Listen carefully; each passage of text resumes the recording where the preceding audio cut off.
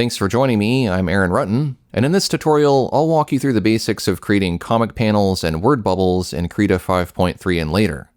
Panels are the frames your comics live inside, and word bubbles are the containers for speech. Let's get started. I'll start with a vertical A4 300 dpi page. You can create comic pages from templates with the guides already created using the Comics Manager Docker, or you can create them manually using rulers, grids, and guides. But I want to keep this tutorial simple and focus just on panel creation, so I will just eyeball it. It's important to choose an appropriate print size and create the proper print margins if you'll be printing, but for the web, we don't need to be as strict. First, I'll fill in my background with a light gray. This helps you see the panels more easily once they're filled in with white. You can change the background color back to white once you're done with your page.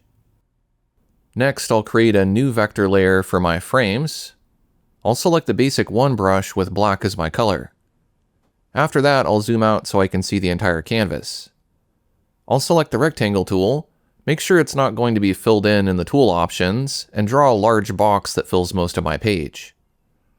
You'll want to select the shape with the arrow tool and use the tool options to change the corners to become sharp. Next, I can open the Arrange Docker, select the frame, and center it horizontally and vertically. Again, I'm just eyeballing it here, but you can make a precise margin around the edges if you like. Feel free to adjust the frame border to your desired thickness using the tool properties. I'll choose a width of 16 pixels. It may be helpful if you save this blank page as a template so you can skip this setup for future pages. Before we slice up the panels, we need to have at least some idea of what this comic will be about so we know where to slice. I'm not going to go into writing a script or making a storyboard since this tutorial is just focused on how to make panels and word bubbles.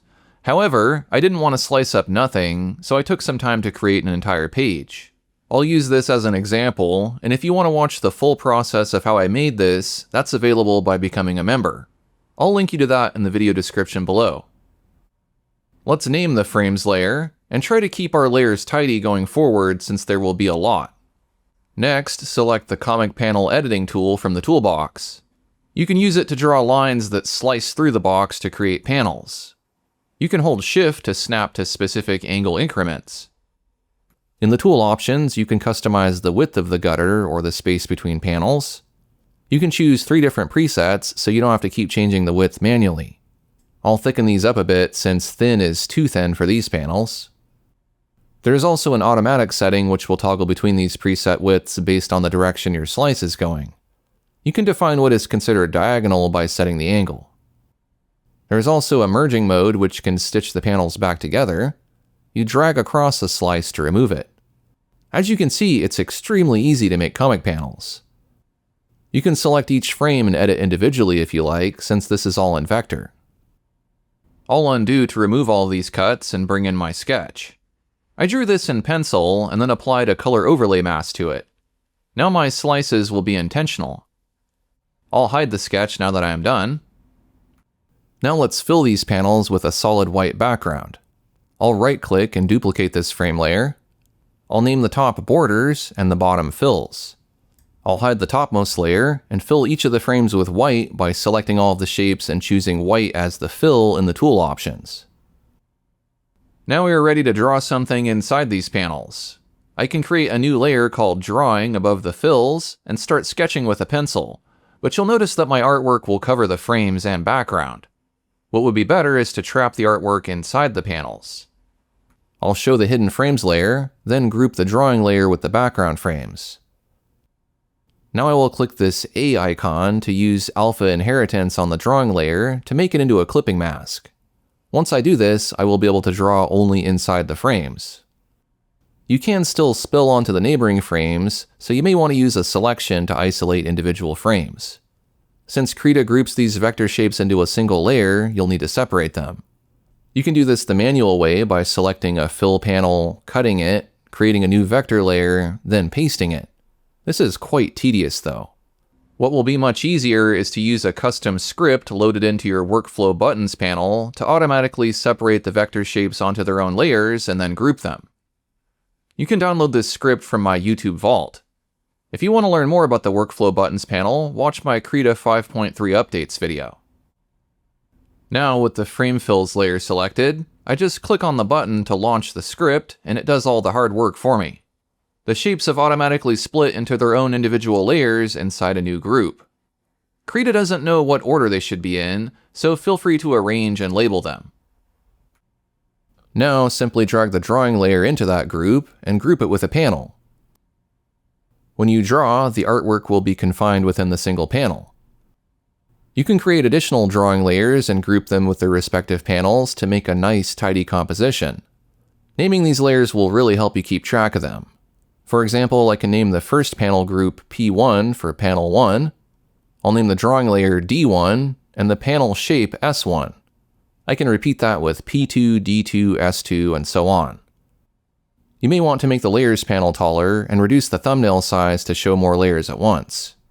You can collapse the groups you're not currently working on to save space too. If I want to add additional layers for ink lines, color, or a background, I can create more layers and set them to alpha inheritance.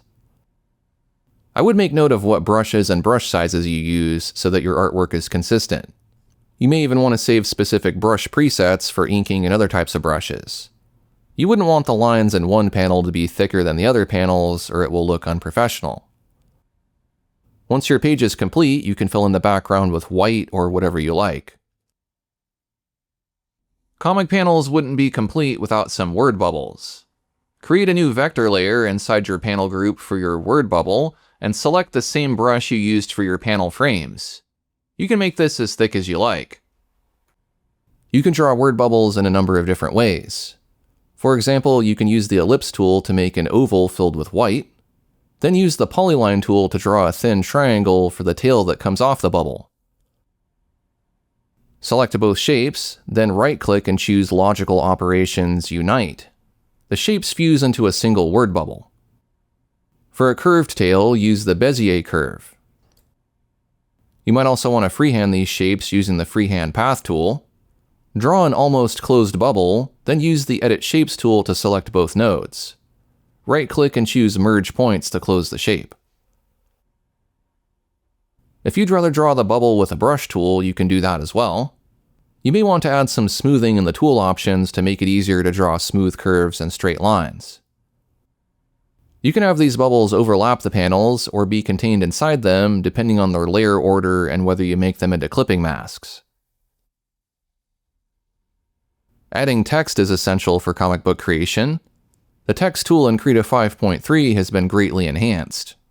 You can edit text directly on the canvas and even save style presets. If you click inside a vector shape, you can even wrap text inside it. If you zoom in and drag the dashed edge of the shape, you can create a margin that centers the text inside the bubble. As you are working, be sure to save your composition as the native KRA format to preserve the editability of all of your layers. When you're ready to share your pages online or print them, you can export copies in other formats. For the web, you can choose JPEG, PNG, or WebP. For printing, you can choose PDF, JPEG, TIFF, or whatever format your printer recommends. To learn more about saving and other fundamental Krita tasks, check out my low-cost Krita video course. There's a link to that in the video description. And that's how you can create professional comic panels, word bubbles, and text using the powerful new tools in Krita 5.3. If you found this tutorial helpful, be sure to hit that like button, subscribe for more digital art tips, and leave a comment below to let me know what you're working on. Thanks for watching, and I'll see you in the next video.